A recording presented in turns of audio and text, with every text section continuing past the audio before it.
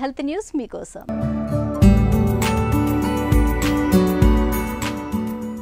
వ్యాయామం వల్ల నాజూగ్గా తయారవటం, దేహ దారుఢ్యాన్ని పెంచుకోవటంతో పాటు మెదడు చురుకుగా మారడమనే మరో ప్రయోజనం కూడా ఉందని అంటున్నారు పరిశోధకులు.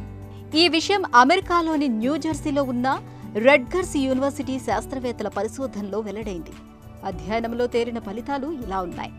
మెదడులో ఇన్సులిన్కు స్పందించే ప్రత్యేక కణాలను వ్యాయామం అనేది చురుకుగా మారుస్తుంది.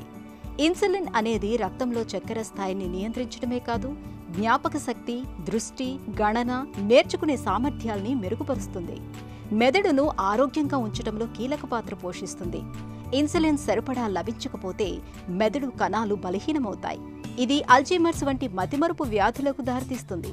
రక్తంలో చక్కెర స్థాయి ఎక్కువగా ఉంటే జ్ఞాపక శక్తి, నేర్చుకునే సామర్థ్యంపై ప్రతికూల ప్రభావం చూపుతుందని అధ్యయనాలు నిరూపించాయి.